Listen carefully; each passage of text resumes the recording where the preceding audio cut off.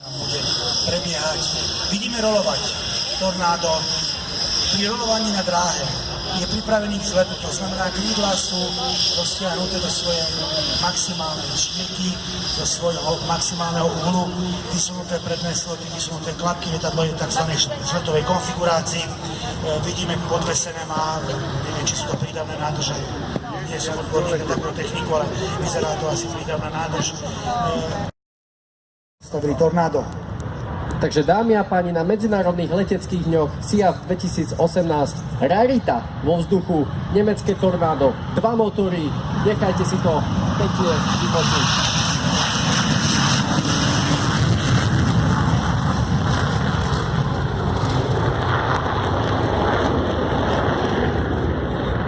Dva motory, k tomu štart na forsáži, maximálna rýchlosť tohto lietadla cez 2 machy. Povolené maximálnej rýchlosti v danej letovej hladine. Ide dobre.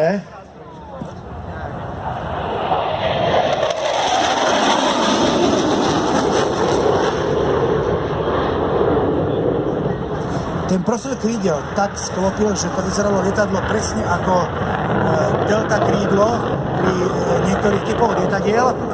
Ten pilot približne 7G tie krídla znovu roztiahol a čo je dôležité povedať, že pri takejto forme krídel, zmeny profilu krídel sú dôležité. Takisto každé jedno lietadlo, každá jedna ukážka, každý jeden pilot, profesionáli, krásna technika. Momentálne Panavia Tornado na sviači pri stávacej konfigurácii a prezentácia minimálnej letovej rýchlosti. Pristávacia konfigurácia, ale toto máme práve missed approach.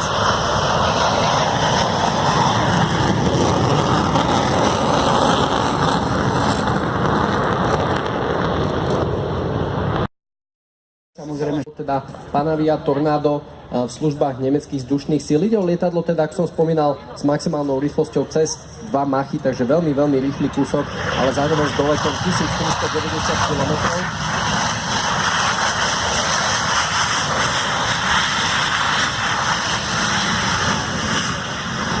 A toto som veľmi rád, že sa teraz udialo, lebo ako sme spomínali možné formy spomalovania na dráhe, tak sme spomenuli aj tzv. Reverse.